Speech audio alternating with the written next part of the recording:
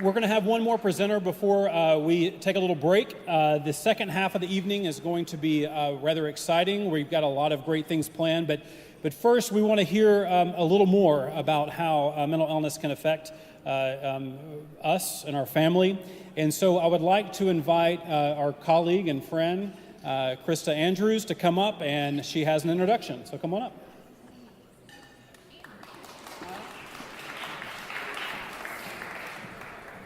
Armstrong. What do I want to say? Krista Armstrong. Sorry. My alter ego. Your alter ego. Okay. Hi, everyone. I'm just up here very briefly, but I have the pleasure tonight to introduce my sister-in-law, who we had planned for her to give a presentation about our nephew, who has suffered from schizophrenia. And so Mann is here tonight to tell you a little bit more about a day in the life of someone that suffers from schizophrenia. So, Lee, my pleasure. Thank you. And thank you all for giving me the opportunity to essentially share our journey. It started with a phone call about 4.5 years ago. Sitting on my back deck, having a nice lunch. I look down. It's my nephew, Stephen, 25 years old, graduate of Florida State, degrees in computer science, applied mathematics and statistics, worked for the IT department at the university post-graduation. Smart cookie. Let me see. There we go. Now we're going.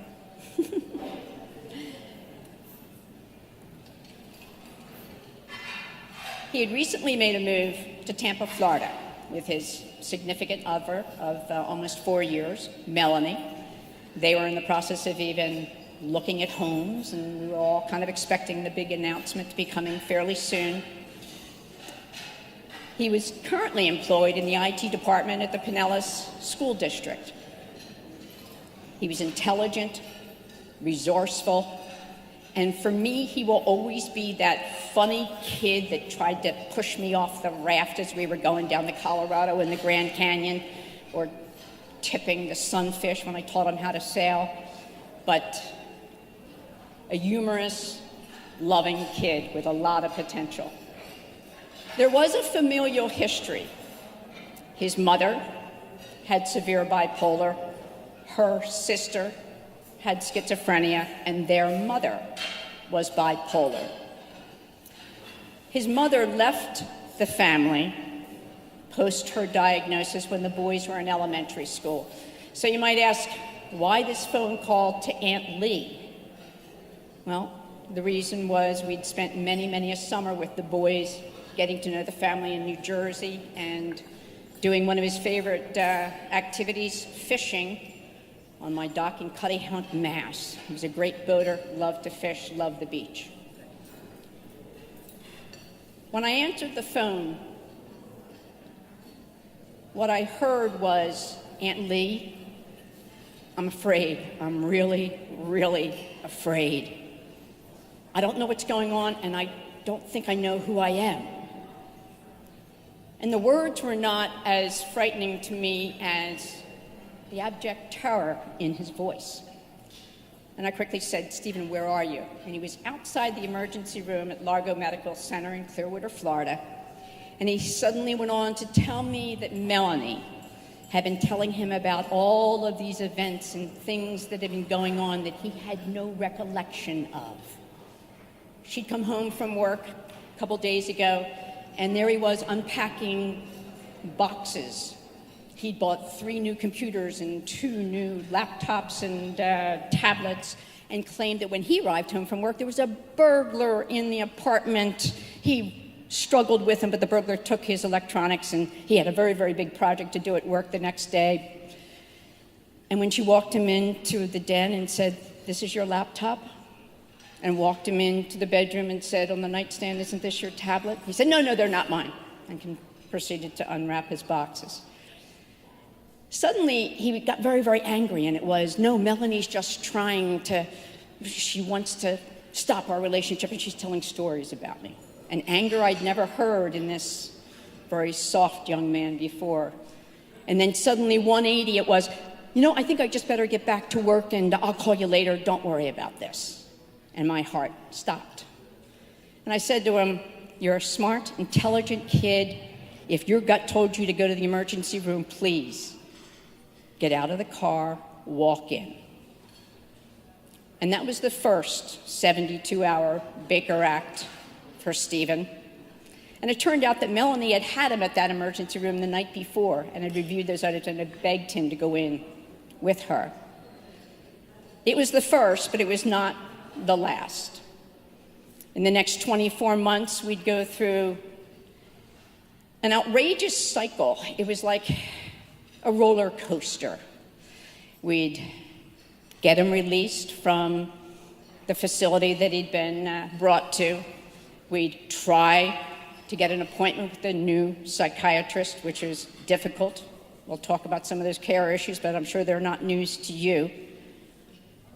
An entirely new regimen of medications, of which Stephen refused to take. And we'd essentially, on my part, I desperately wanted a full neurological workup. In my mind, we still hadn't eliminated some physiological issues that could be why these symptoms we were seeing. And we'd get 2 to 3 weeks into this, and Stephen would disappear. Middle of the night, get in his car, gone. The 1-800 Uber, off to the airport. And we'd wait. We'd wait for the call. And we'd pray. We'd pray that something tragic would not happen. We'd go ahead and just hope that there was nothing tragic relative to Stephen, or God forbid, some independent bystander that got caught up in his issues. We got smart. After the second disappearance, we put and hid a GPS in his car, so at least if he disappeared, we had some way of finding him. We did ex parte Baker Acts, so that if the police encountered him, they were more likely to at least take him to a mental health facility than immediately off to the criminal justice system. We did missing persons reports, which were difficult because he was an adult and we didn't have a definitive diagnosis.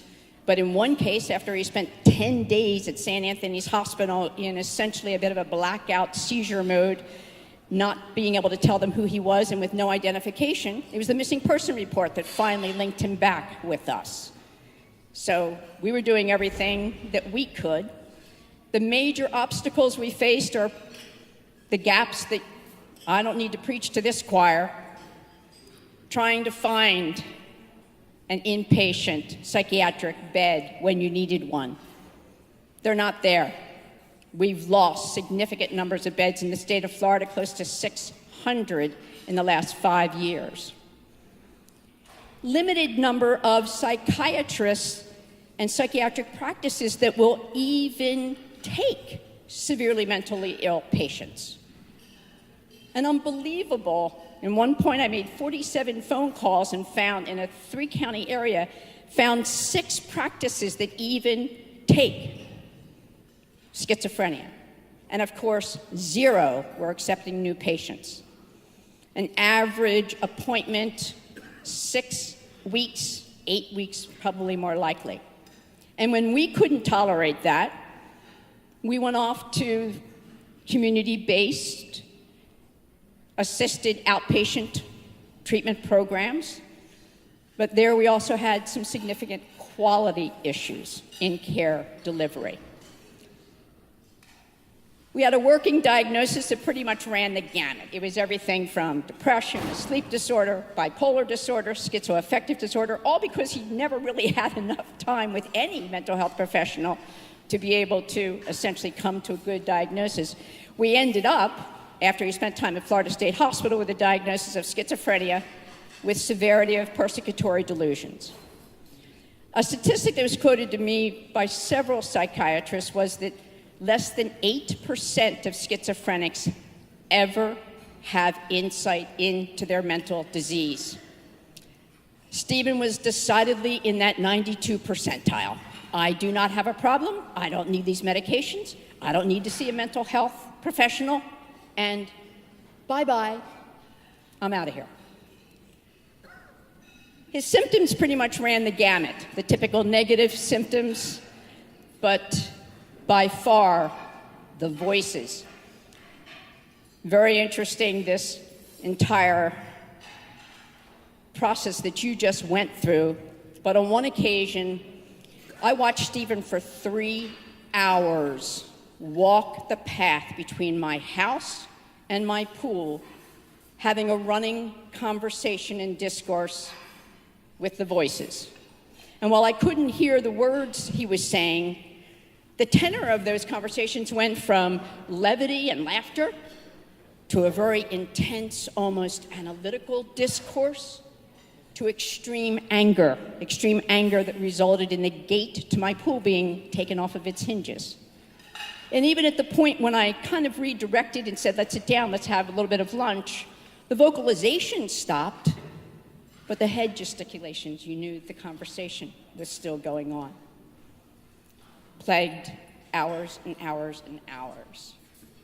But by far, the most concerning symptom for us was the physical and extreme reactivity to the persecutory delusions that he had.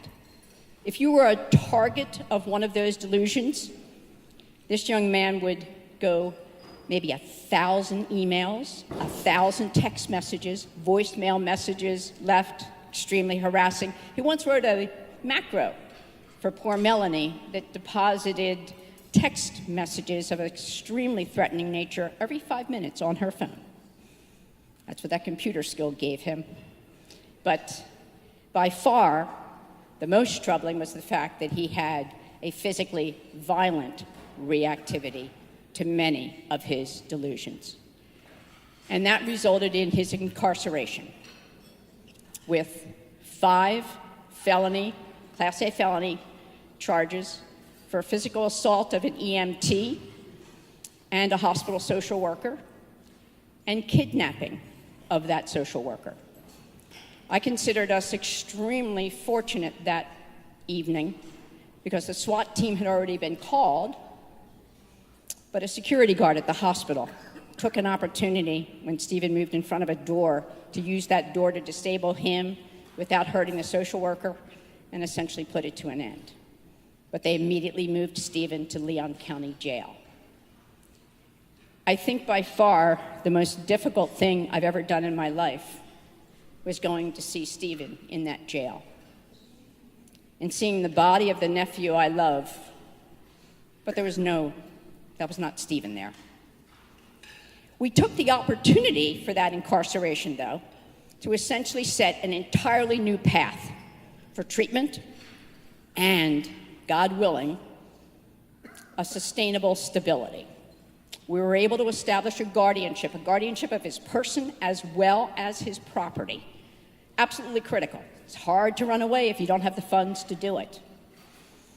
At the same time, by pushing for multiple evaluations, we were able to essentially get him judged incompetent to proceed. And that finally got him to Florida State Hospital for the very first intensive psychiatric evaluation that he'd ever had in 2 years. That's where the diagnosis of schizophrenia came from. Because we were his guardians, we were also able to essentially start a plea bargain process with the state prosecutor and get those 5 felonies down to misdemeanors, but more importantly, a 24-month mental health probation, where we determined what the criteria was, but it also became compulsory for him to participate in every designated aspect of his treatment plan. It was 27 years old and 5 felony counts, about 35 years in prison.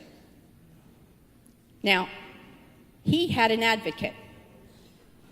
Out of the 369,000 inmates we have in this country with a serious mental illness, how many of them do you think have an advocate to make things happen for them?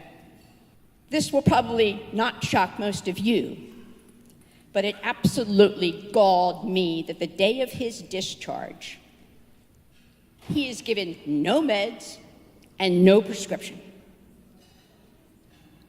We're looking at the Florida State Hospital summary that says about 72 hours without medication, he will decompensate. But we have no meds. What do? We make 47 phone calls to psychiatrists trying to get an appointment. Nah, can't do that. This man took pity on me on the phone. A walk-in clinic in Venice, Florida, agreed to review the Florida State Hospital discharge summary, see Stephen in the morning, and give him prescriptions. But I think they knew that I was going to be crying on the phone if they didn't. They took pity on us. But if you don't believe that there is a revolving door for the criminalization of mental health patients, that's it. I saw the revolving door.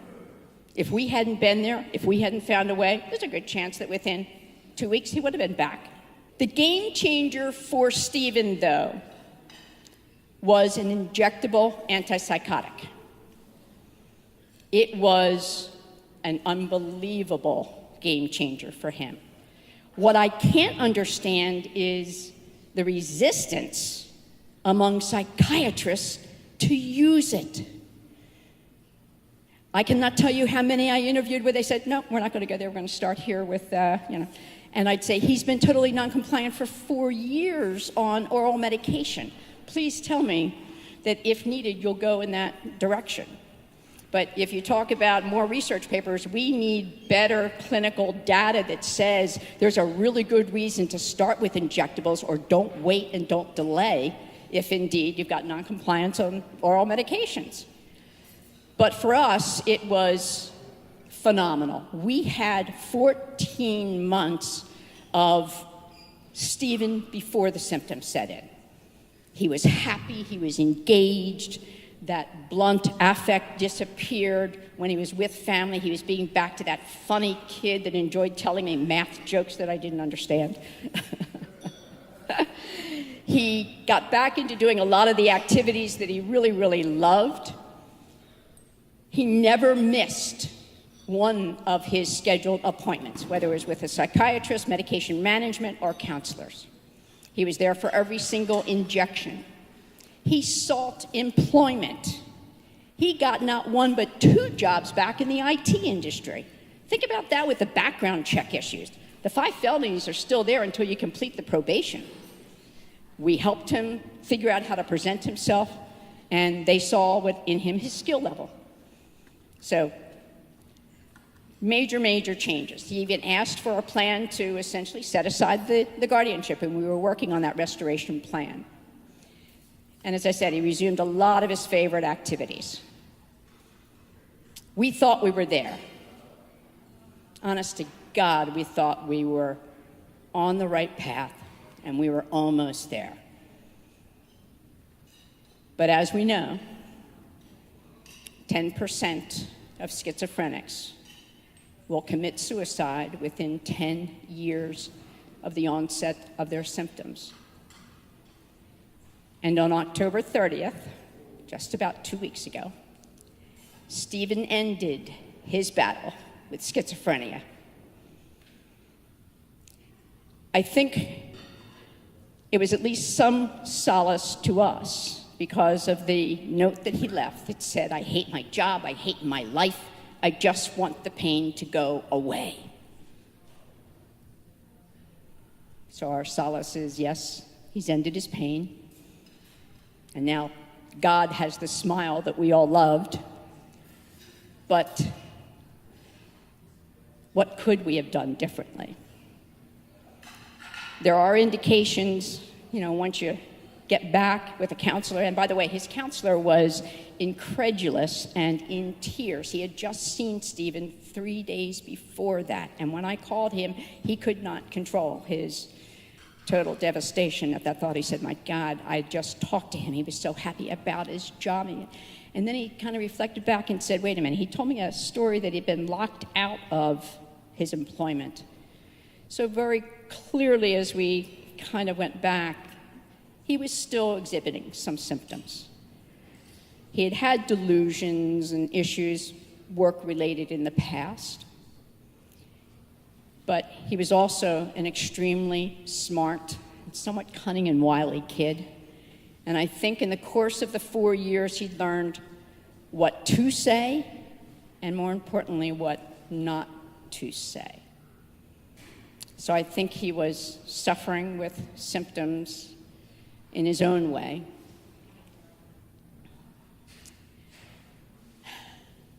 So in honor of Stephen, but more importantly, for the 8 million people in this country that suffer with a severe mental illness, and the 4 million who are untreated, 300,000 plus sitting in our jails, 160,000 homeless on the streets, or maybe the individual sitting on the end of the couch with us who is not getting the treatment they deserve and need. I urge you to stay committed to the change that we so desperately need in the delivery and the surrounding of services.